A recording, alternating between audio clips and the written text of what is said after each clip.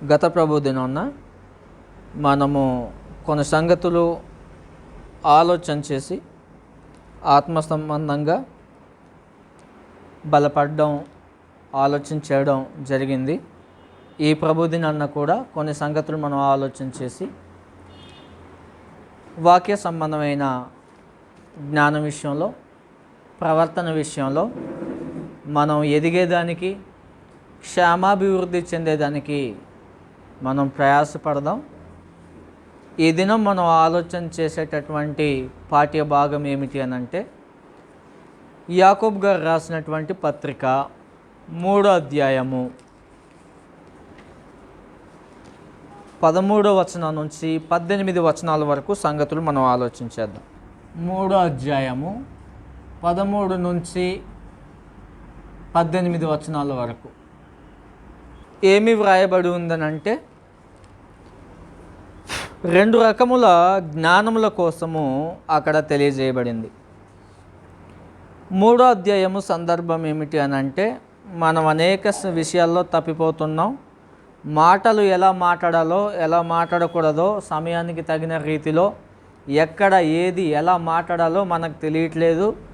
మాట్లాడే విషయంలో మనం తప్పిపోతున్నామని మాట్లాడుతూ 2 రకములైనటువంటి జ్ఞానముల కోసము ఇక్కడ తెలియజేయడం జరిగింది. ఒకసారి మనము దీనిని పఠనముగా చదువుకున్న తర్వాత ఈ పాఠ్యాంశంలోనికి మనం ముందుకు కొనసాగుదాం. 13వ వచనం నుంచి చూడండి, చదువుతున్నాను. మీలో జ్ఞాన వివేకములు గలవాడెవడు? వాడు జ్ఞానంతో కూడిన సాత్వికము గలవాడై తన యోగ్య ప్రవర్తన వలన తన క్రియలను కనపరచవలను. అయితే మీ హృదయములలో సహింపనలవి కాని మత్సరమును, వివాదమును ఉంచుకొనిన వారైతే అతిశయపడవద్దు. సత్యమునకు విరోధముగా అబద్ధమాడవద్దు. ఈ జ్ఞానము ఏ జ్ఞానము?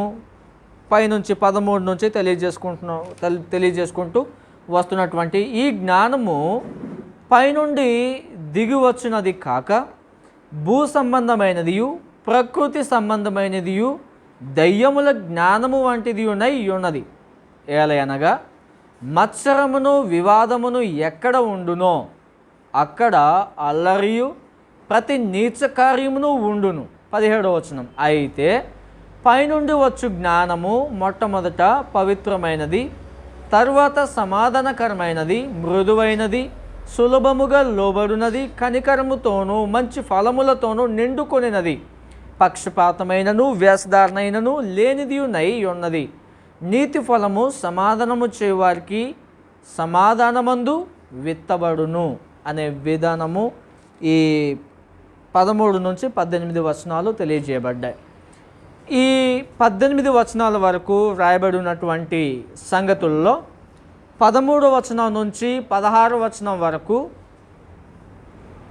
దెయ్యముల జ్ఞానము లేకపోతే లోక సంబంధమైన జ్ఞానము కోసము తెలియజేశాడు.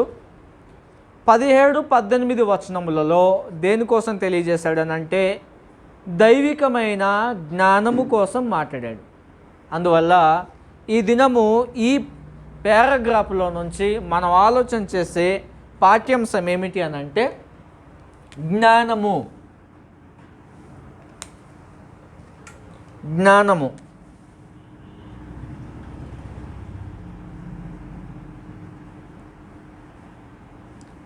జ్ఞానము అనేటటువంటి పాఠము మనం ఆలోచన చేస్తాం ఈరోజు.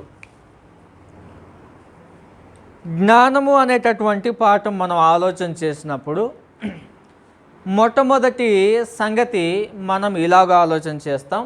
ఏమిటి ఆ మొదటి సంగతి అని అంటే, 1వ సంగతి, గ్రంథంలో జ్ఞానము గూర్చినటువంటి సంగతులు అనేకములు ఉన్నాయి. మొదటి సంగతి, గ్రంథములో జ్ఞానము గూర్చిన సంగతులు అనేకములు ఉన్నాయి. జ్ఞానం గూర్చినటువంటి సంగతులు అంటే మనం ఆలోచన చేసేది యాకోబు పత్రికలో నుండి 2 రకములైన జ్ఞానముల కోసం ఆలోచన చేస్తాం. అయితే దానికంటే ముందుగా జ్ఞానము అనే పాఠం ఏర్పాటు చేసుకున్నప్పుడు దీని కొరకు గ్రంథంలో అనేక విధాలుగా జ్ఞానము ఉపయోగించబడాలి అనేటటువంటి భాగములు, సందర్భములు అనేకములు గ్రంథంలో ఉన్నాయి. యాకోబు పత్రికలో తెలియజేసిన ఆ 2 రకముల జ్ఞానములు కాకుండా ఇంకా అనేకములైనటువంటి విధానాలు, కోణాలు గ్రంథంలో తెలియజేయబడ్డాయి.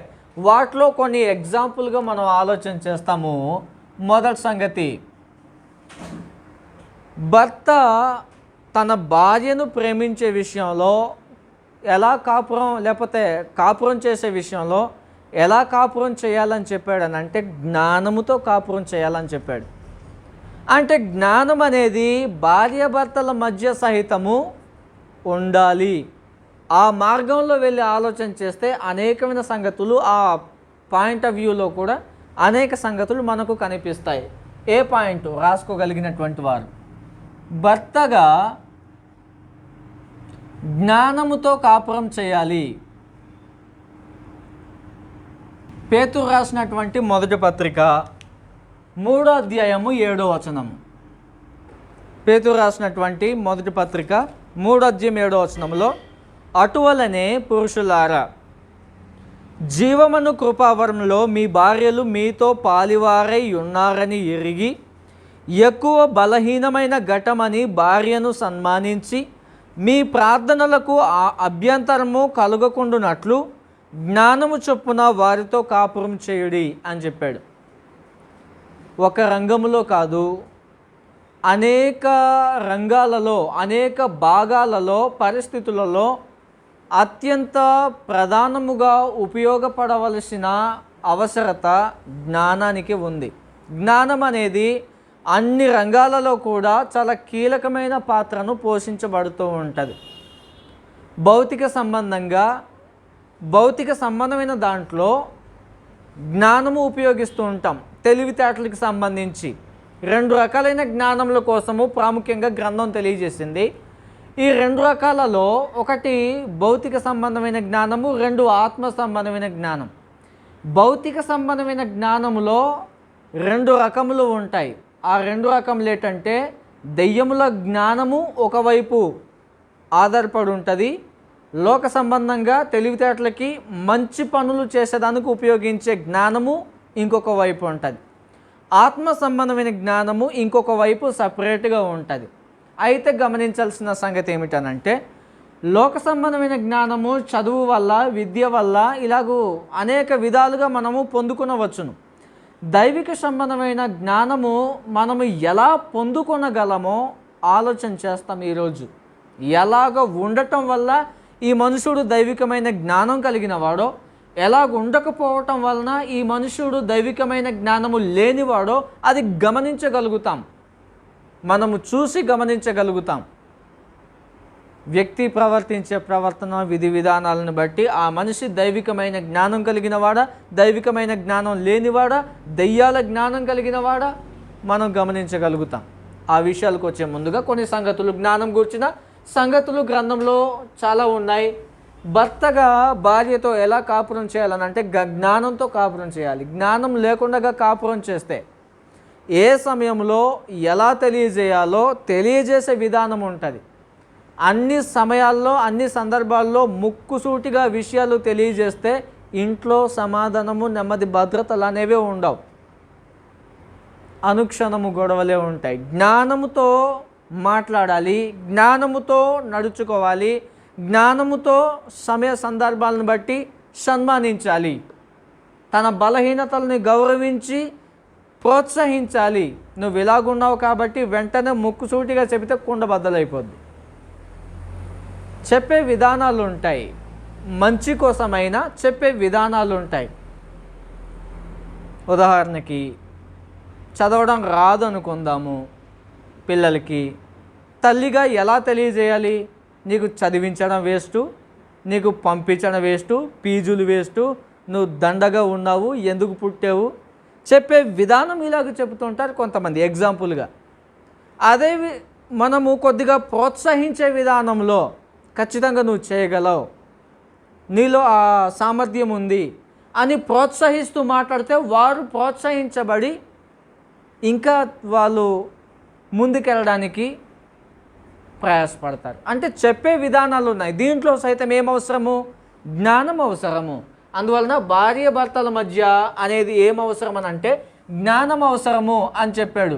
భార్య కూడా జ్ఞానముతో కుటుంబాన్ని కట్టాలి అని చెప్పాడు. భార్య జ్ఞానముతో, గృహము అనంటే భౌతిక సంబంధంగా నివసించేదానికి తగిన ఇల్లు కాదు, కుటుంబాన్ని జాగ్రత్తగా చక్కగా కట్టాలి. వదినలు ఉంటారు, మరిదిలు ఉంటారు, బావలు ఉంటారు, అత్త మాయలు ఉంటారు, పిల్లలు ఉంటారు. వీళ్ళందరినీ కూడా చక్కనైనటువంటి పూల తోటలాగా కట్టాల్సిన అవసరం ఉంది. తన యొక్క మంచి సుబుద్ధిని ఆధారం చేసుకొని, జ్ఞానాన్ని ఆధారం చేసుకొని ఆ కుటుంబాన్ని కట్టాల్సిన అవసరం ఉంటుంది. కానీ సమాజంలో ఏం జరుగుతుందని అంటే వేరే ఇంట్లో నుంచి స్త్రీ పురుషుని వివాహం చేసుకొని పురుషుని ఇంట్లో అడుగుపెట్టిన కాడ నుంచి అత్తమామను వేరు చేసేయడానికి, వారికి ఏ విధానంలో సహాయ సహకారాలు చేయకుండా వారిని విడిచిపెట్టేసేటటువంటి విధానంలో, చాలా అన్యాయపరమైన విధానంలో బయట నుంచి వచ్చిన స్త్రీ కుటుంబాన్ని చక్కగా కట్టకుండగా వేరే ఇల్లు చేసుకుంటే చేసుకున్నావు ఉండటానికి, కానీ చూసుకోవాల్సిన అవసరత, వాళ్ళ క్షేమము బాగోగులు చూసుకోవాల్సిన అవసరత ఉండాలి కదా. జ్ఞానంతో గృహాన్ని కట్టాలన్నాడు. కట్టలేదనుకో ఏమవుతుందంటే ఆ కుటుంబము ముక్కలు చెక్కలు అయిపోతుంది. జాగ్రత్తగా గమనించండి. ప్రాక్టికల్గా ఒక విషయాన్ని నేను మీకు తెలియజేయాలనుకుంటున్నాను. అదేమిటి అని అంటే బంధాలు, బంధుత్వాలు ఎప్పుడునూ మనకు అన్నీ ఉన్నప్పుడు తన్నేసుకోకూడదు. పరిస్థితులు ఎప్పుడు ఎలా తారుమారు అయిపోతాయో తెలియదు.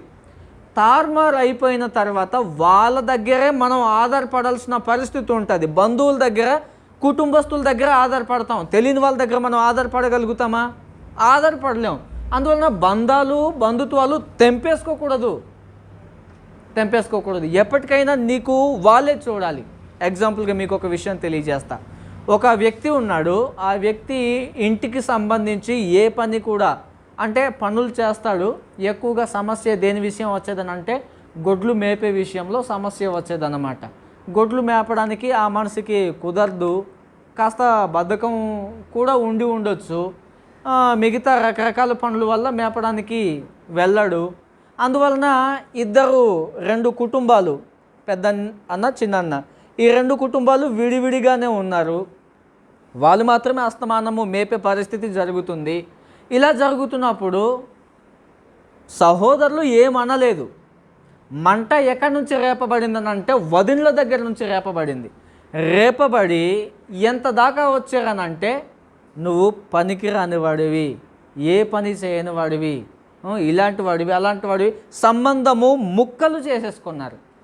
ముక్కలు చేసేసుకున్న తర్వాత కాలక్రమంలో చిన్న ఆవిడ ఎవరైతే ఎక్కువగా మాటలు అనేసారో, బంధం తెంపేసుకునే పరిస్థితి తెచ్చుకున్నారో, తెంపేసుకోవడానికి పరిస్థితి కలిగించారో, వాళ్ళ ఆయన చనిపోయారు. ఎవరి మీద ఆధారపడాలి ఇప్పుడు? ఎవరు చూసుకోవాలి ఇప్పుడు?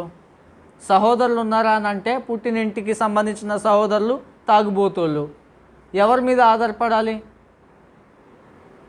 ఉన్నటువంటి ఆ కుటుంబమే చూసుకోవాలి. ఇన్ని బంధాలు, బంధుత్వాలు తెంపేసుకున్నది కదా అని ఆ వ్యక్తి ఆలోచన చేయకుండా ఆర్థిక సంబంధంగా, ప్రార్థన పూర్వకంగా అనేక విధములైనటువంటి సహాయము చేశాడు ఆమెకి. అప్పటికైనా సరే తెలుసుకోవాల్సిన అవసరం ఉందా? ఉండాలి. ఇప్పుడు పెద్దోడు ఉన్నాడు. ఆ పెద్దోడు భార్య భర్తలైనా సరే ఆలోచన చేయాలా? ఆ సంఘటన కోసం ఆలోచన చేయాలి. ఇప్పటికీ అలాంటి సంభాషణ జరుగుతుంది. ఇంకొక ఎగ్జాంపుల్ మీకు తెలియజేస్తా. ఒక ఆయన కొత్త చెప్పులు కొనుక్కున్నాడంట. జరిగిన సంగతే. మా మామయ్య గారు కొత్త చెప్పులు కొనుక్కుంటే కొత్త చెప్పులు తీసుకొచ్చాను కదా అని చెప్పి పాత చెప్పులు మూలను జల్లేసాడు. కొత్త చెప్పులు తీసుకెళ్ళాడు, తెగిపోయినాయి. ఇంటికి తీసుకొచ్చి అవి మూలకు జల్లేసి మూలకాడు ఉన్నాయి ఏం వేసుకున్నారు. అంటే ఏదైనా ఏ సమయంలో అయినా ఏది ఎలా తిరగబడిపోద్దో తెలీదు. బంధాలు తెంపుకుంటే మాత్రం తర్వాతకి సిగ్గుపడాల్సింది నువ్వే. ఎవరైతే తెంపుకునే ప్రయత్నం ఆవేశపూరితంగా తెంపుకుంటారో సిగ్గుపడాల్సినటువంటి వాళ్ళే అవుతారు. అందువలన సంగతి ఏమిటి అని అంటే, జ్ఞానముతో కుటుంబాన్ని కట్టుకుంటూనే ఉండాలి.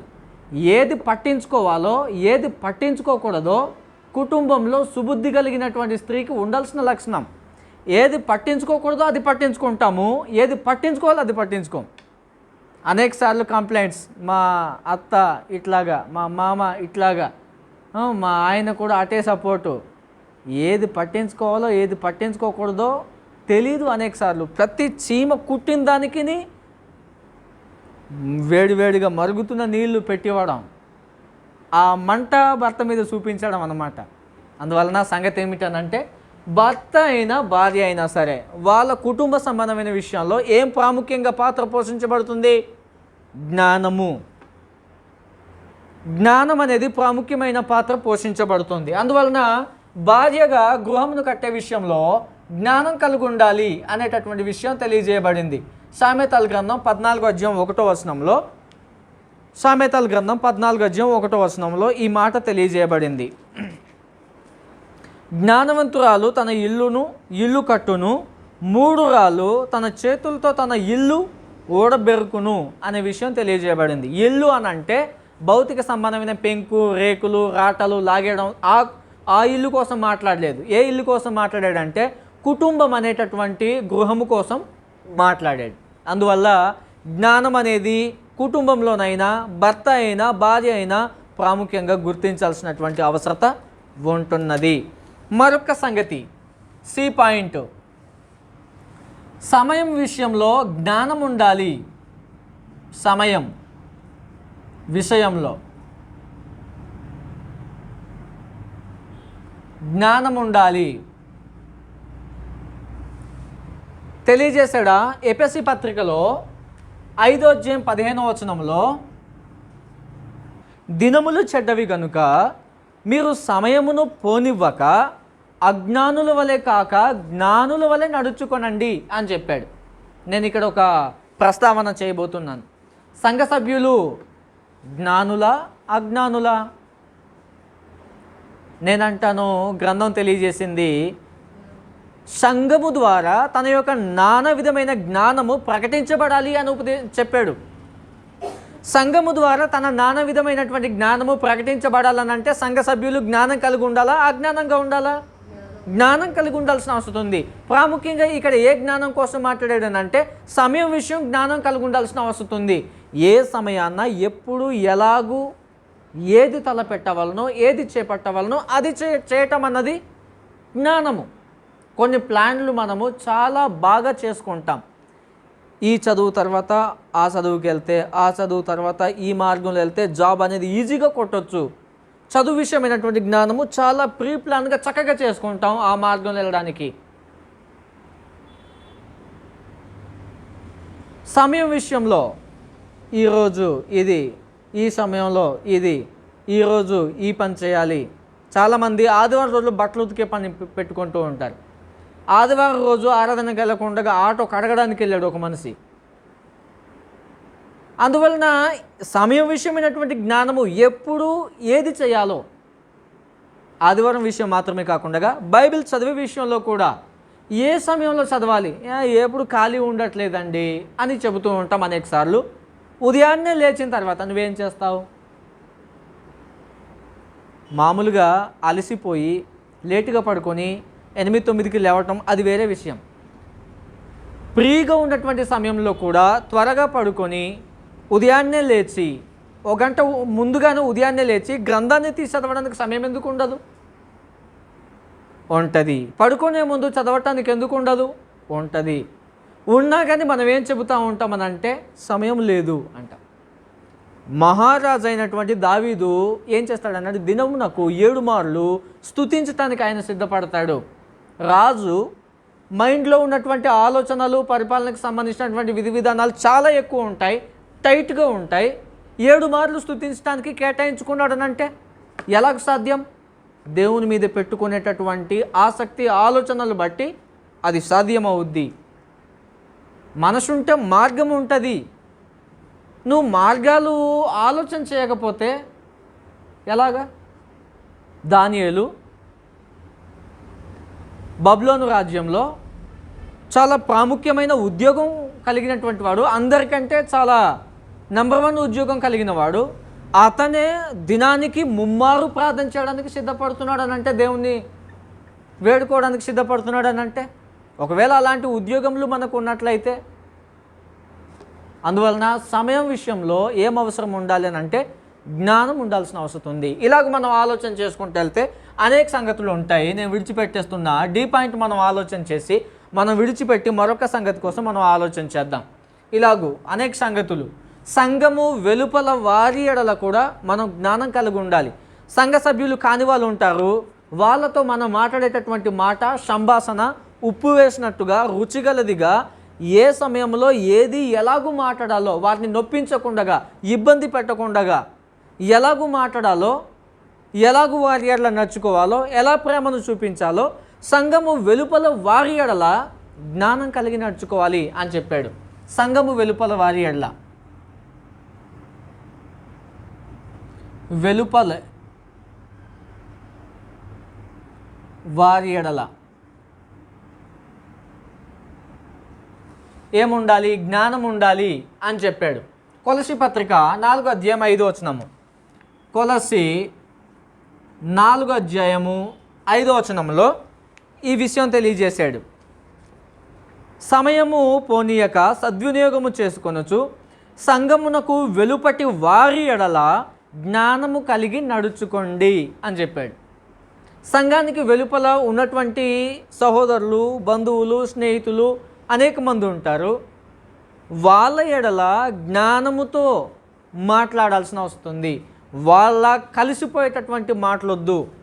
నీవు సందేశాన్ని తెలియజేసేటప్పుడు జ్ఞానముతో, ఉదాహరణకి మీకు ఒక ఎగ్జాంపుల్ ఏంటంటే, పౌలు గారు న్యాయ విమర్శకి అగ్రిప్ప రాజు దగ్గరికి వెళ్తాడు. అపోస్తల కార్యములు 22వ అధ్యాయంలో అనుకుంటా. అగ్రిప్ప రాజు దగ్గరికి వెళ్ళిన తర్వాత పౌలు విషయాలు తెలియజేసుకుంటాడు. అయ్యా, నేను ఒక యూదుడిని, ఇలాగూ క్రీస్తు ప్రభు వారి చేత పట్టబడ్డాను. దమస్కు మార్గంలో క్రైస్తవులను చంపేయడానికి ప్రయాణం చేస్తుంటే ఇలా పట్టబడ్డ నేను ఇలాగూ మార్పు చెందాను, కొత్త నిబంధన సంబంధంగా బతుకుతున్నాను, దీని విషయమే యూదులు నా మీద నేరం మోపుతున్నారు అని సంగతి నీట్గా తెలియజేసుకుంటూ వెళ్తూ ఉంటే అగ్రిప్ప రాజాకి అర్థమైపోయింది సంగతి. ఎంత సులువుగా నన్ను క్రైస్తవుని చేయజూచుచున్నావే అంటాడు. అంటే మాట్లాడినటువంటి మాటలు, ఉపయోగించబడినటువంటి విధానం ఏమిటి? జ్ఞానము కలిగి సంగతులు నెమ్మదిగా ఇంజెక్షన్ చేయడానికి సిద్ధపడ్డాడు. అందువలన సంఘము వెలుపల వారి ఎడల వారు నొచ్చుకునేటటువంటి విధానంలో, వారు ఇబ్బంది పడేటటువంటి విధానంలో మన సంగతులు మాట్లాడేటటువంటి వారముగా ఉండకుండగా వారిని గౌరవిస్తూ సన్మానిస్తూ వారికి సంగతులు నిదానంగా ఎప్పుడు ఎలాగూ తెలియజేయాలో అలాగ తెలియజేయాల్సిన అవసరం ఉంది. పౌలు గారు అన్యజనుల దగ్గరికి తెస్సలోనిక ప్రాంతానికి వెళ్ళినప్పుడు కూడా అపోస్తల కార్యాలు 17వ అధ్యాయంలో, ఏథెన్సు వారలారా, అతి దేవతాభక్తి మీ ఊళ్ళో ఉంది, చాలా భక్తి కలిగిన వారు మీరు, అయితే మీ భక్తిలో ఏం లేదని అంటే దేవుడు అనబడిన వ్యక్తిని మీరు సేవించట్లేదు, అంతే. చాలా భక్తి ఉంది, కానీ నిజమైన దేవుడు ఎవడో, జీవం కలిగిన దేవుడు ఎవరో ఆయనను మీరు సేవించట్లేదు. నెమ్మదిగా సంగతి తెలియజేస్తాడు. నువ్వు విగ్రహారాధన చేస్తున్నావు, ఇదే చేస్తున్నావు అని స్ట్రైట్గా చెప్పామనుకో, బద్దలైపోద్ది. అవతల వాడు కూడా నిదానంగా రాడు, చాలా ఫోర్స్గా వస్తాడు.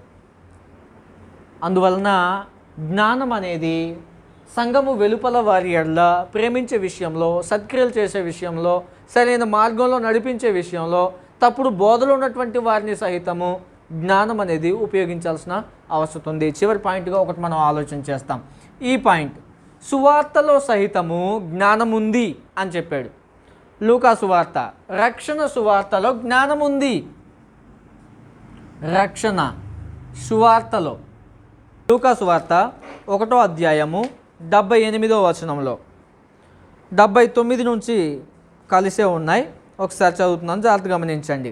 76 నుంచి, మరియు శిశువ, నీవు సర్వోన్నతుని ప్రవక్త అనబడదు. మన దేవుని మహావాక్యమును బట్టి వారి పాపములను క్షమించడం వలన తన ప్రజలకు రక్షణ జ్ఞానము ఆయన అనుగ్రహించినట్లు. అందువలన ఏం చెప్పాడనంటే రక్షణ జ్ఞానము అని తెలుపబడింది. ఇదే సంగతి 1 కొరింథీ పత్రిక 1వ అధ్యాయము 24వ వచనంలో నశించుచున్నటువంటి వారికి క్రీస్తును గూర్చినటువంటి జ్ఞానము వెర్రితనంగా ఉంది, కానీ రక్షించబడేటటువంటి వానికి ఇది దేవుని శక్తియు దేవుని జ్ఞానమునై ఉన్నది అని చెప్పాడు. ఏది? రక్షణ సువార్తను గూర్చిన సమాచారం, క్రీస్తును గూర్చిన సమాచారం, రక్షించే ఉపదేశము జ్ఞానము అని చెప్పాడు. 1 కొరింథీ 1వ అధ్యాయము 24వ వచనం, ఆయన యూదులకు ఆటంకముగాను అన్యజనులకు వెర్రితనముగాను ఉన్నాడు, కానీ యూదులకేమి గ్రీసు దేశస్థులకేమి పిలువబడిన వారికే క్రీస్తు దేవుని శక్తియు దేవుని జ్ఞానమునై ఉన్నాడు అని చెప్పాడు. అందువల్ల జ్ఞానం గూర్చినటువంటి సంగతులు మనం ఆలోచన చేస్తే అనేక భాగాలు ఉన్నాయి, అనేక కోణాలు విధానాలు ఉన్నాయి ఉండడానికైతే. అయితే మనం ఇప్పుడు ఆలోచన చేసేటటువంటి జ్ఞానం గూర్చినటువంటి సంగతులు యాకోబు పత్రిక 3వ అధ్యాయంలో నుంచి సంగతులు మనం ఆలోచన చేద్దాం. 2వ పాయింట్, 2 రకములైన జ్ఞానములు. ఇక్కడ అనేక సంగతులు ఇంకా యాడ్ చేసుకోవచ్చు. ఒక రాజు, భౌతిక సంబంధమైన రాజు ఇశ్రాయేలు ప్రజలను ఏలుబడి చేయాలంటే ఏమవసరం? జ్ఞానం అవసరం. సొలొమోను ఏమడిగాడు? పరిపాలన చేయడానికి జ్ఞానం దయచేయము అని చెప్పాడు. ఇంత విస్తారమైన జనాన్ని ఎలాగూ మేలు చేకూర్చాలో, ఎలా పరిపాలించాలో జ్ఞానం దయచేయమని అడిగాడు. అందువలన ఇలాగూ జ్ఞానం కూర్చున్నటువంటి సంగతులు అనేక విధానాలు ఉన్నాయి.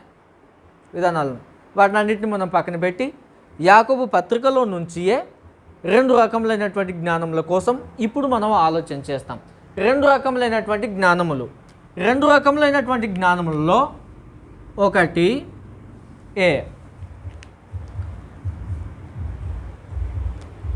దయ్యముల జ్ఞానము అని చెప్పాడు అన్నమాట. దయ్యముల జ్ఞానము. సో ఒక సెకండ్ మనం ఆలోచన చేస్తాం ఇది ఎలాగుంటుంది. ఇప్పుడు మనం యాకోబు రాసినటువంటి పత్రికకి వెళ్ళిపోయి ఆ పారాగ్రాఫ్ అంతయు కూడా మనం స్టడీ చేద్దాం. యాకోబు రాసినటువంటి పత్రిక 3వ అధ్యాయము 13వ వచనం నుంచి మనం ఆలోచన చేస్తే 13వ వచనం చూడండి ఒకసారి. మీలో జ్ఞాన వివేకములు గలవాడెవడు? మీలో యాకోబు గారు సహోదరులకు రాస్తూ, సంఘ బిడ్డలకి రాస్తూ ఏం చెప్తున్నాడనంటే, మీలో జ్ఞాన వివేకములు గలవాడెవడు? ఒకవేళ ఉంటే, జ్ఞానం కలిగినటువంటి వాడు ఉంటే, వాడు జ్ఞానముతో కూడిన సాత్వికము గలవాడై తన యోగ్య ప్రవర్తన వలన తన క్రియలను కనపరచవలెను. అంటే ఏం చెప్తున్నాడనంటే 13వ వచనంలో జ్ఞానం కలిగిన వాడు ఉంటే తన క్రియల ద్వారా దాన్ని తెలియచేసుకునేటటువంటి అవకాశము ఉంటుంది అని చెప్పాడు. జ్ఞాన వివేకం గలవాడు మీలో ఎవడున్నాడు? ఒకవేళ ఉంటే వాని క్రియల ద్వారా, యోగ్యమైన ప్రవర్తన ద్వారా తన క్రియలను తెలియపరుచుకుంటాడు. ఉదాహరణకి ప్రభువైన యేసుక్రీస్తు వారు మాట్లాడుతూ మత్తయి సువార్తలో ఏం చెప్పాడనంటే, నీ మాటలను బట్టియే నువ్వు నీతిమంతుడువో అనీతిమంతుడువో తేలిపోద్ది అన్నాడు. ఇంకొక ఎగ్జాంపుల్, చెట్టు యొక్క ఫలమును బట్టి ఆ చెట్టు మంచిదో చెడ్డదో తేలిపోద్ది అని చెప్పాడు. అందువలన జ్ఞానము ఎలాగూ తెలియపరచబడుతుంది, ఆ వ్యక్తిలో ఉన్నది దయ్యముల జ్ఞానమా దైవికమైన జ్ఞానమా అని ఎలాగూ తెలియపరచబడేదానికి అవకాశం ఉంది అని అంటే, ఆ వ్యక్తి జ్ఞానం కలిగి నడుచుకునే విధి విధానాలను బట్టి ఏ జ్ఞానము కలిగి ఉన్నాడో ఆ సంగతి తెలిసిపోద్ది. ఆ సంగతి 13వ వచనంలో తెలియజేశాడు. 14వ వచనం చూడండి ఒకసారి. ఇప్పుడు అయితే దీంట్లో మనం పాయింట్స్ రాసుకుందాం. ప్రవర్తన బట్టి ఏ జ్ఞానము గలవారమో తెలియను. 14వ వచనంలో చూడండి, అయితే మీ హృదయములలో సహింప నలవి కాని మత్సరమును వివాదమును ఉంచుకొనిన వారైతే అతిశయపడవద్దు, సత్యమునకు విరోధముగా అబద్ధమాడవద్దు అని చెప్పాడు. 14వ వచనంలో ఏం చెబుతున్నాడనంటే, దయ్యముల జ్ఞానము కలిగినటువంటి వారు ఏ ఏ లక్షణాలు ప్రాముఖ్యంగా కలిగి ఉంటారో ఇక్కడ చెప్పాడు. సహనం ఉండదు, తర్వాత మత్సరం అని అంటే ఏంటి? అసూయ, తర్వాత వివాదము అంటే గొడవలు. ఈ 14వ వచనంలో తెలియజేసినటువంటి సంగతి ఏమిటి అని అంటే, మీ హృదయంలో సహింపనలవి కాని మత్సరమును వివాదమును ఉంచుకున్న వారైతే అతిశయపడవద్దు అని చెప్పాడు. 14వ వచనంలో చాలా సంగతులు ఆలోచన చేయవచ్చు, జాగ్రత్తగా గమనించండి. చాలామంది లోపల అనేకమైన చెడుతనము, క్రూరత్వము, దుష్టత్వము, దూషణ చాలా ఎక్కువ పెట్టేసుకొని, ఏటేటో రకరకాలుగా పెట్టేసుకొని అతిశయపడుతుంటారు. ఏమని? నేను క్రైస్తవుణ్ణి, నేను నీతిమంతుణ్ణి, నేను బాప్తిస్మం పొందాను, నేను సంఘ సభ్యుడిని అని ఏం పడుతూ ఉంటారనంటే అతిశయపడుతూ ఉంటారు. లోపల అనేకములు పెట్టేసుకొని నేను దేవుని రాజ్యంలో ఉన్నాను, ప్రభు సంఘంలో ఉన్నాను అతిశయపడుతూ ఉంటారు. అందువలన ఏం చెప్పాడనంటే, మీ లోపల సహింపనలవి కానీ మత్సరమును వివాదములు ఉంచేసుకొని నువ్వేం చేయొద్దని చెప్పాడు? అతిశయపడొద్దని చెప్పాడు. ఎగ్జాంపుల్గా మీకు కొన్ని విషయాలు నేను చూపిస్తాను. దీంట్లో నుంచి ఎగ్జాంపుల్గా మీకు ఒక 2 ఎగ్జాంపుల్స్ నేను చూపిస్తాను. అదేమిటి అని అంటే, 1 కొరింథీ 5వ అధ్యాయం చూడండి ఒకసారి.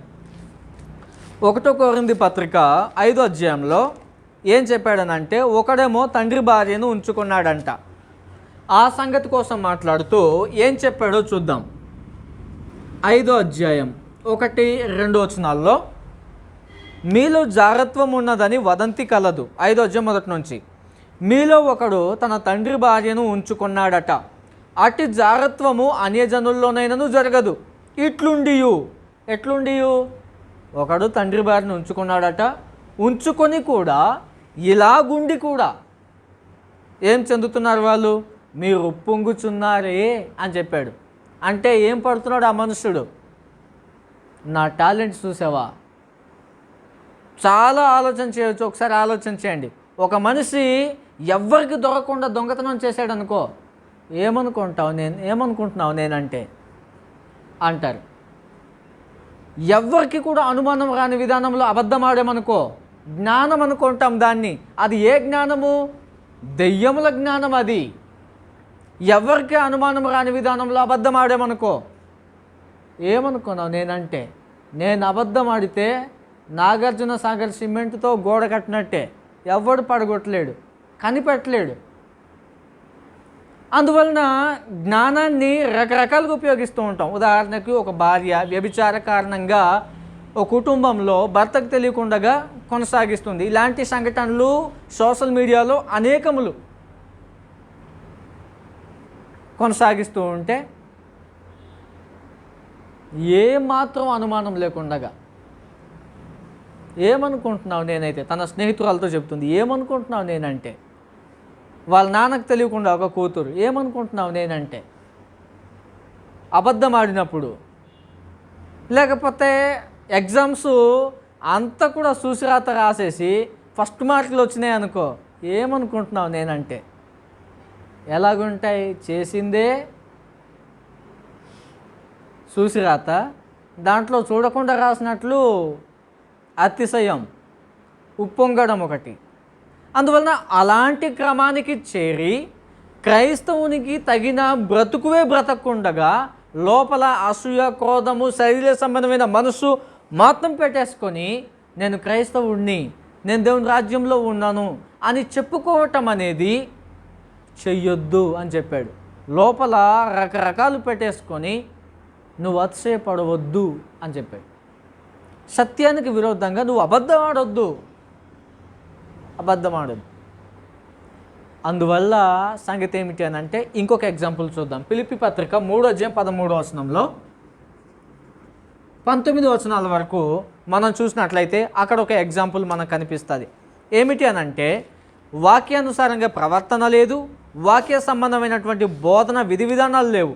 ఇవి లేకుండానే ఏం జరుగుతుందనంటే, వాళ్ళు ఏం చేస్తున్నారనంటే అతిశయపడుతున్నారు. సిగ్గుపడాల్సిన విషయాల్లో అతిశయపడుతున్నారంట.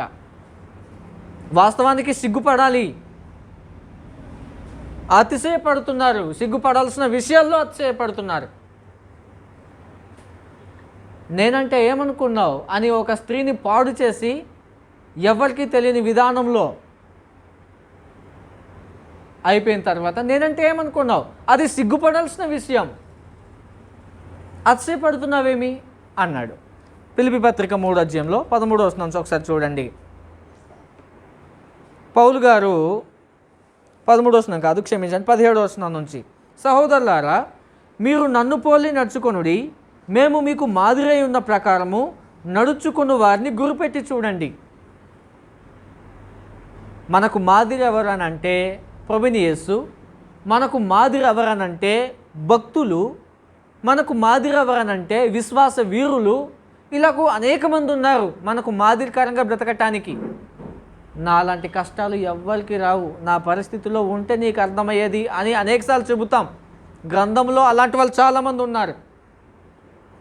చాలామంది ఏమంటూ ఉంటారని అంటే,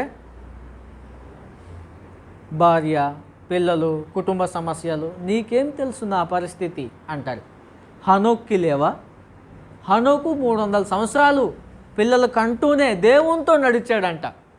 దేవునితో నడవటం అంటే దేవుడు ఒక మనిషి అయి నడుస్తూ ఉంటాడు, ఆయన చేయి పట్టుకొని నడవటం కాదు. నిర్దోషంగా, పాపరహితంగా ఆయన చెప్పిన మార్గంలో అలాగూ పరిశుద్ధంగా నడవటం, దేవునితో నడవటం. మనం వెలుగులోనున్న ప్రకారము అన్యోన్య సహవాసం గలవారమై ఆయనతో పాటు నడుతుము అని చెప్పాడు యోహాను రాసిన మొదటి పత్రిక 1వ అధ్యాయం 5వ వచనంలో. అందువలన దేవునితో నడుచుట అనంటే ఆయన ఎలాగైతే నీతిమంతుడై ఉన్నాడో మనం నీతిమంతులుగా ఉండటం, ఆయన పాపరహితుడుగా ఉన్నాడు, మనం పాపరహితులుగా ఉండటం, ఆయన అబద్ధం ఆడడు, మనం అబద్ధం ఆడకూడదు, ఆయనతో నడవటం, ఆయన ఏం చెప్పాడో దాని ప్రకారంగా నడవటం, ఆయనతో నడవటం. అందువలన ఏం చెప్తున్నాడు అనంటే, ఇక్కడ మాదిరైనటువంటి భక్తులు, ప్రభుని యేసు అనేక మంది ఉన్నారు. వాళ్ళ కుటుంబ సంబంధమైన పరిస్థితులు ఉన్నాయి, వాటిని మాదిరిగా పెట్టుకొని అనుసరించండి అని చెప్పిన తర్వాత 18వ వచనం, అనేకులు క్రీస్తు శిలువకు శత్రువులుగా నడుచుకొంచున్నారు, వీరిని గూర్చి మీతో అనేక పర్యాయములు చెప్పి ఇప్పుడును ఏడ్చుచూ చెప్పుచున్నాను. 19వ వచనం, నాశనమే వారి అంతము, వారి కడుపే వారి దేవుడు, వారు తాము సిగ్గుపడవలసిన సంగతులు యందు అతిశయపడుచున్నారు అని చెప్పేశాడు. దేని యందు అతిశయపడుతున్నారంట? సిగ్గుపడవలసినటువంటి విషయాల్లో అతిశయపడుతున్నారు అని చెప్పాడు అన్నమాట. ఉదాహరణకి మత శాఖలో ఉన్నటువంటి అనేక మంది డబ్బు కోసమే, సంపాదించడం కోసమే అనేకసార్లు దేవుని మార్గాన్ని ఎన్నుకుంటూ ఉంటారు. అక్కడికి వెళ్తే ఏ కష్టం లేకుండా సులువుగా సంపాదించవచ్చు. దైవభక్తి లాభ సాధనం అనుకొని ఈ మార్గంలో వస్తుంటారు అనేక మంది సేవ చేయడానికి. తమ కడుపే వారి దేవుడు, కడుపును పోషించుకోవడానికి వారి మార్గంలో వచ్చింది, సంపాదించుకోవడానికి ఈ మార్గంలో వచ్చింది. అలాంటి వాళ్ళ కోసం మాట్లాడుతూ సిగ్గుపడవలసిన వాటి అందు అతిశయపడుతున్నారు చాలామంది అని. అబద్ధమాడటము తప్పు. సహోదరులతోని, పొరుగువారితోని నిజమే పలకాలి హృదయపూర్వకంగా. అబద్ధం ఆడుతున్నావు, పక్కకెళ్ళి నేనంటే ఏమనుకున్నావు, అది సిగ్గుపడాల్సిన సంగతి, నువ్వు అతిశయపడుతున్నావు అంట.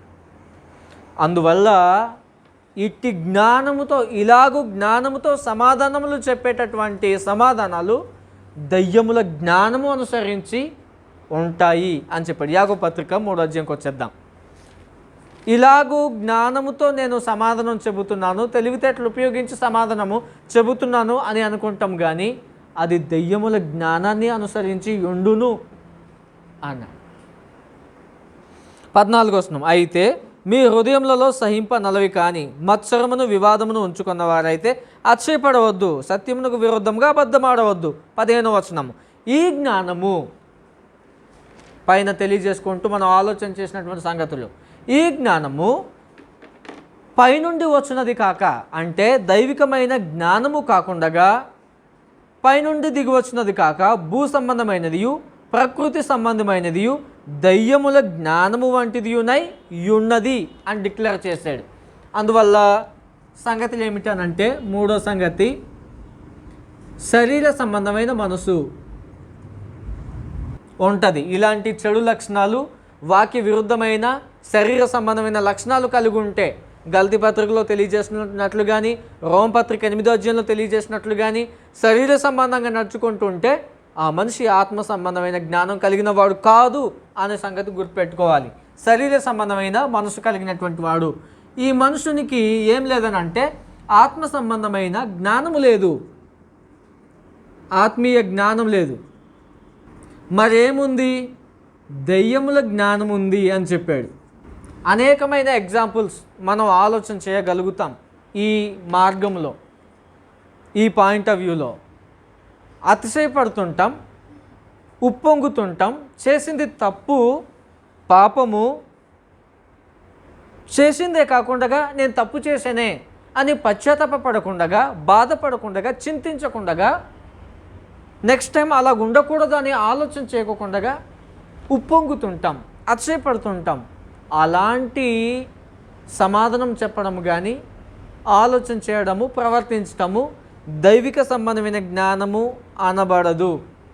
ఏమనబడుతుంది అంటే దయ్యముల జ్ఞానము అనబడుతుంది అని చెప్పాడు. అందువల్ల ఏ వృత్తి చేస్తున్నా, ఏ ప్రాంతంలో ఉన్నా, ఏ మార్గంలో మనము ప్రయాణిస్తున్నా, ఎవరితో మాట్లాడుతున్నా, సహవాసం చేస్తున్నా, నువ్వు ఎటువంటి జ్ఞానము కలిగిన వాడవో నీ ప్రవర్తన తేటగా తెలియజేస్తుంది. జాగ్రత్త గమనిస్తే సేవకుల దగ్గరకు వచ్చినప్పుడు చక్కగా మాట్లాడుతూ ఉంటారు.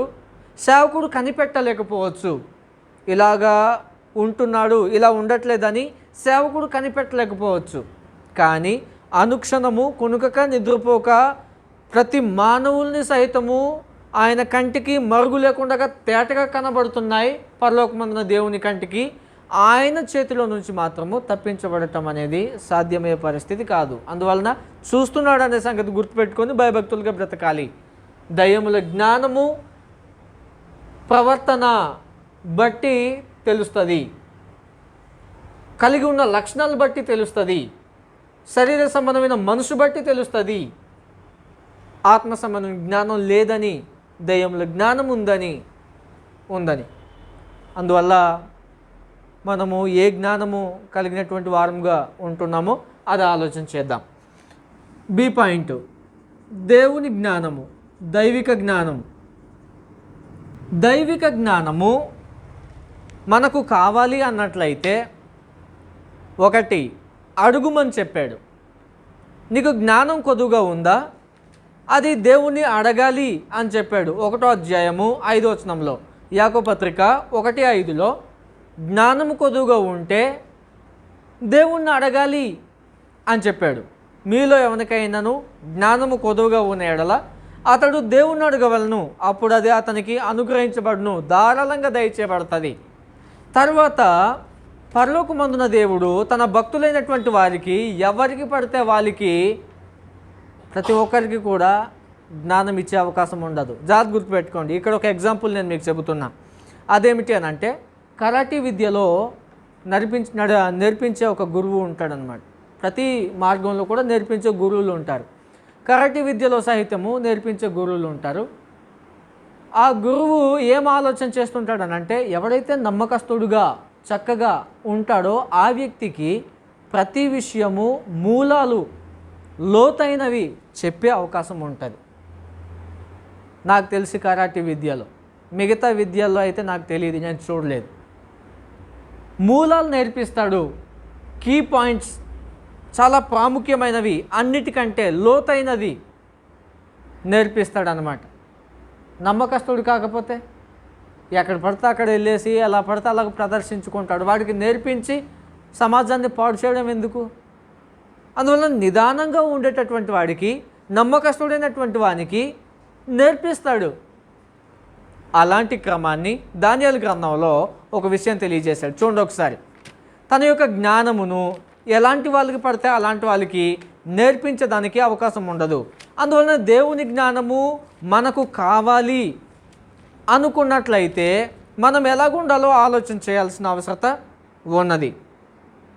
దానియేలు గ్రంథం 12వ అధ్యాయం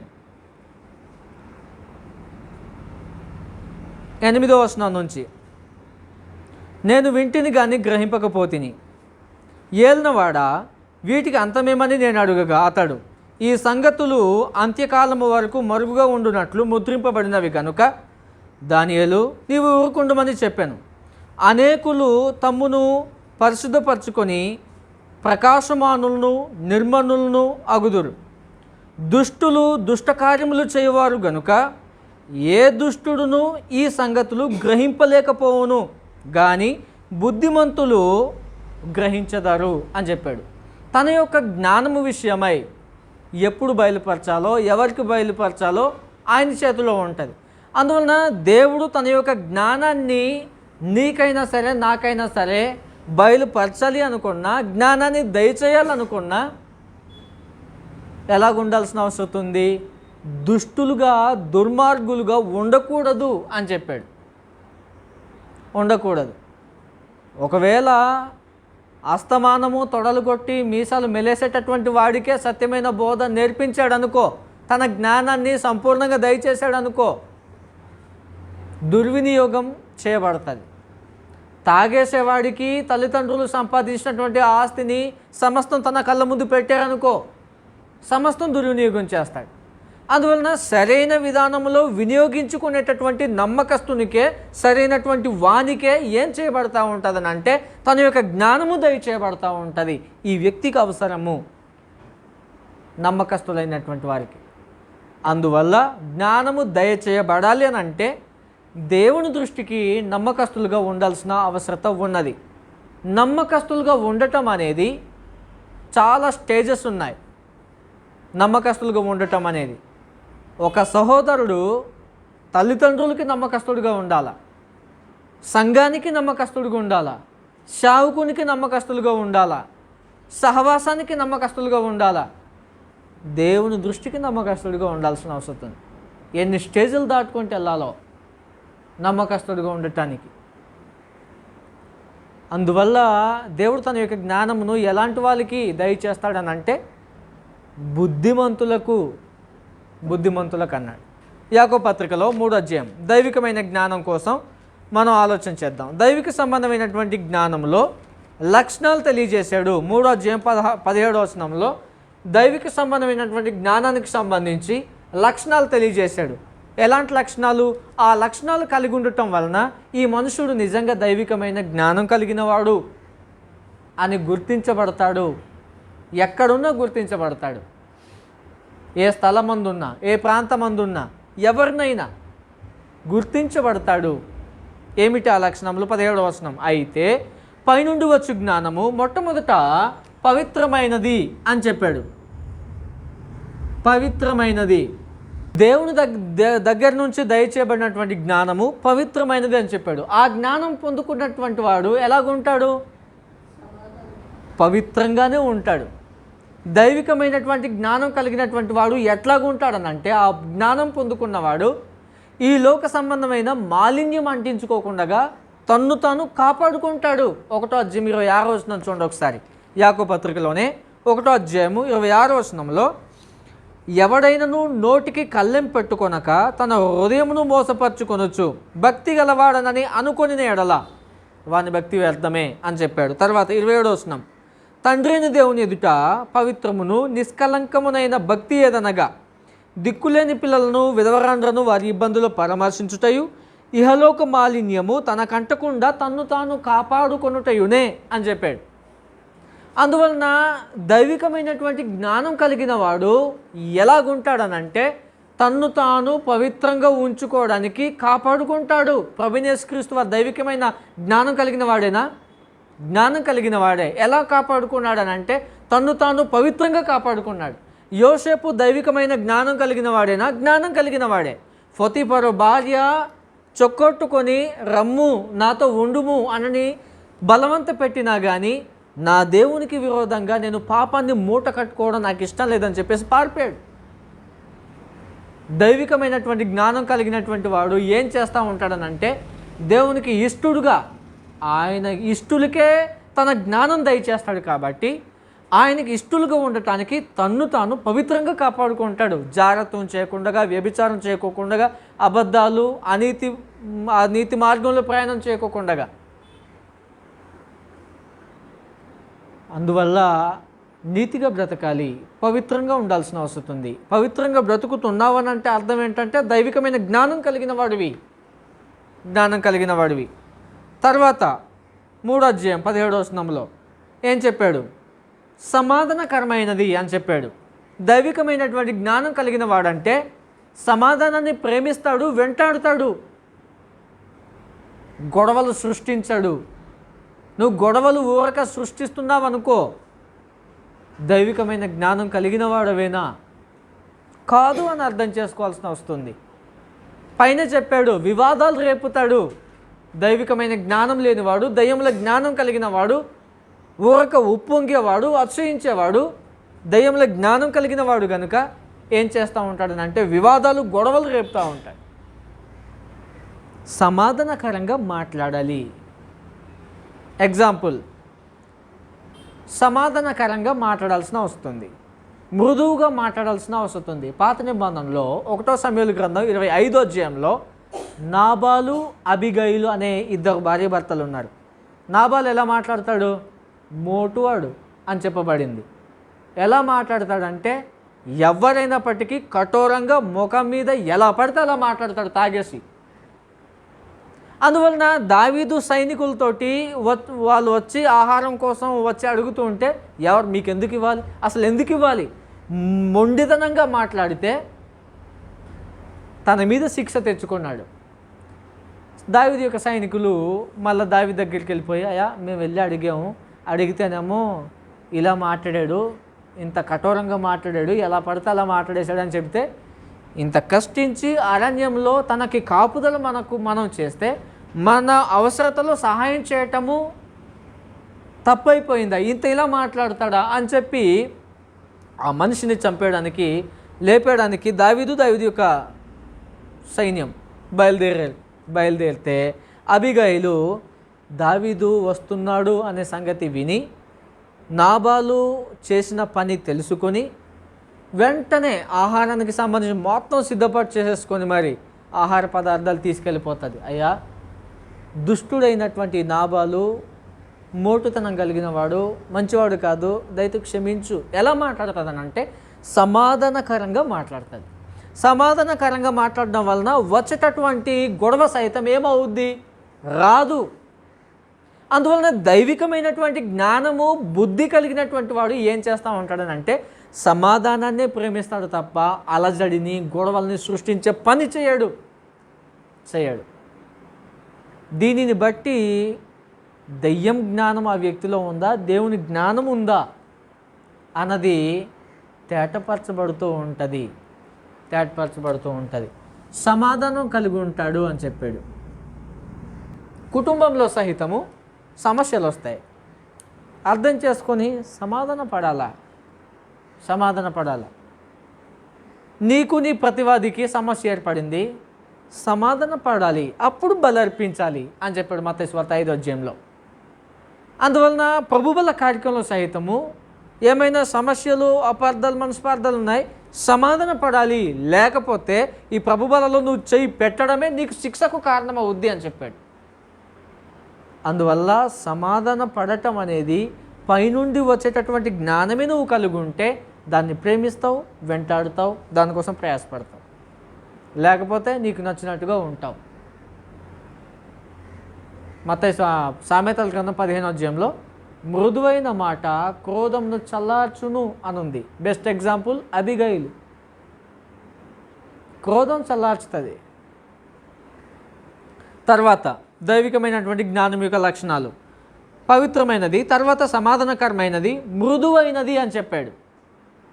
మృదువైనది అనంటే మనుషుడు నిదానంగా ఏ అలజడిని రేపక శాంతముగా సాత్వికముగా ఉంటాడు. మృదువుగా ఉండటం అంటే నెమ్మదిగా మాట్లాడటం కాదు. ఎటువంటి అలజడి సృష్టించబడే పరిస్థితి ఉన్నా శాంతముగా ఉండటము, మృదువుగా నిదానంగా సమాధానం చెప్పటం. తర్వాత మృదువైనది, సులభముగా లోబడినది అని చెప్పాడు. దైవికమైనటువంటి జ్ఞానంలో ఏముంటుందని అంటే యజమైసి చేసే వాతావరణం ఉండదు. ఏం చేస్తూ ఉంటారంటే ఒకరికొకరు వినయ మనస్కులై తగ్గించుకొని బ్రతుకుతారు. మత్తయి సువార్త 18 చెప్పినట్లుగా పిల్లల వంటి మనస్తత్వం కలిగిన వారుగా ఉంటారు. దేవుని యొక్క రాజ్యంలో, రాజ్య సంబంధమైన వాతావరణంలో తమ్మును తాము తగ్గించుకొని, ప్రభునేసుక్రీస్తు వారు సహితము ఫిలిప్పీ పత్రిక 3 తన్ను తాను తగ్గించుకున్న కారణం చేత పరలోకమందున దేవుడు హెచ్చించేశాడు. అందువలన ఆయన చేతి క్రింద దీన మనస్కులై ఉండటం చాలా ప్రాముఖ్యంగా అవసరము. దైవికమైన జ్ఞానం కలిగిన వారైతే అట్లాగుంటారు. తన్ను తాను తగ్గించుకొని దీనుడుగా, మృదువుగా సమాధానాన్ని వెంటాడుతూ కొనసాగుతాడు దైవికమైన జ్ఞానం కలిగిన వాడైతే. తర్వాత ఇంకొక మాట తెలియజేశాడు. సులభముగా లోబడినది, కనికరముతోనూ మంచి ఫలములతోనూ నిండుకొనినది. ఫలాలు ఏముంటాయంటే మంచి ఫలాలు ఉంటాయి, చేదైన ఫలాలు ఉండవు. ఫలాల్లో చేదైన ఫలాలు ఉంటాయి, అసలు ఫలాలు లేకపోవడమే ఉంటాయి, మంచి ఫలాలు ఉంటాయి. యెషయా గ్రంథం 5 వారు ఫలాలైతే ఫలించారు కానీ ఇశ్రాయేలీలు కారు ద్రాక్ష ఫలాలు కాసారంట. ఎవరు తింటారు? జల్లెడానికి పనికొస్తారు. కాసేరు కాయడానికి ద్రాక్షలు కాసారు. మంచి ఫలాలు ఫలించాలని చెప్పాడు. మన గల్తీ పత్రికలో తెలియజేసినట్లుగా ఆత్మ సంబంధమైన మనిషి, ఆత్మ సంబంధమైన జ్ఞానం కలిగిన వాడు. భౌతిక సంబంధమైన జ్ఞానము మనుషునికి చదవడం వల్ల, ఉంటున్నటువంటి వాతావరణం వల్ల ఆటోమేటికల్ వస్తుంది. కానీ ఆత్మ సంబంధమైన జ్ఞానము సంపాదించుకోవడం కోసం ప్రయాసపడాల్సిన అవసరం ఉంది. ప్రయాసపడాలి. అది దొరకాలి అని అంటే ఆయన దృష్టికి నమ్మకంగా బ్రతకాలి. యాక్టింగ్లు చేస్తూ, వేషాలు వేస్తూ రాదు. నమ్మకస్తుడిగా, భక్తుడిగా జీవించాలి. అలా జీవిస్తే స్త్రీకైనా పురుషునికైనా ఆయన తన యొక్క జ్ఞానం దయచేస్తాడు. తర్వాత కనికరముతోనూ మంచి ఫలంతో నిండుకున్నదై. ఈ దైవికమైన జ్ఞానంలో ఏముండదని అంటే పక్షపాతం ఉండదు. వీళ్ళనొకలాగా, వాళ్ళనొకలాగా, వీళ్ళనొక విధానంలో, వాళ్ళనొక విధానంలో. పక్షపాతం అంటే తేడా చూపు ఉండదు. దైవికమైన జ్ఞానంలో సమానంగా చూస్తాడు. తనకున్నటువంటి ఆర్థిక సంబంధమైన స్తోమత స్థితిగతులను బట్టి సమానంగా చూస్తాడు దైవికమైన జ్ఞానం కలిగిన వాడు. తర్వాత పక్షపాతమైనను వేషధారణ ఉండదు. యథార్థంగా బతుకుతాడు. వేషాలు వేసుకుంటూ బతకాడు. ఏ ఎండకు ఆ గొడుగు పడుతూ బ్రతకాడు. నా దగ్గరికి వచ్చి నన్ను పొగిడి, నీ దగ్గరికి వచ్చి నిన్ను పొగిడి, నన్ను దూషించి వేషాలు వేస్తూ బతకాడు. యథార్థంగా బతుకుతాడు. అందువల్ల దైవికమైనటువంటి జ్ఞానము అనేది ఈ లక్షణాలు లిస్టును బట్టి కలుగున్నామో లేదో ఆలోచన చేయాల్సిన అవసరం ఉంది. అందువల్ల ఓవరాల్గా సబ్జెక్ట్ ఏమిటి అని అంటే జ్ఞానం గురించినటువంటి సంగతులు గ్రంథంలో అనేకంలో ఉన్నాయి, అనేకమైన భాగాలు ఉన్నాయి. అనేకమైన భాగంలో ఉన్నా కానీ యాకోబు పత్రిక 3 నుంచి 2 రకములైన జ్ఞానములు తెలియజేయబడ్డాయి. ఆ 2 రకములైన జ్ఞానంలో దయ్యముల జ్ఞానం ఒకటి, దైవికమైన జ్ఞానం ఒకటి. దయ్యముల జ్ఞానము దాని యొక్క లక్షణాలను బట్టి, దైవిక జ్ఞానము దాని యొక్క లక్షణాలను బట్టి తెలుపబడుతుంది. ఏది కలుగున్నాం, ఏది కలిగిలేము. దైవికమైన జ్ఞానం కలిగినవాడు వేషాలు వేయడు. కనబడడం కోసము, మంచివాడు అనిపించుకోవడం కోసము వేషాలు వేయడం. శావకం దృష్టికి వేషం వేయవచ్చు, సంఘం దృష్టికి వేషం వేయవచ్చు. పైన వాని దృష్టికి ఎలాంటి వేషం వేస్తావు?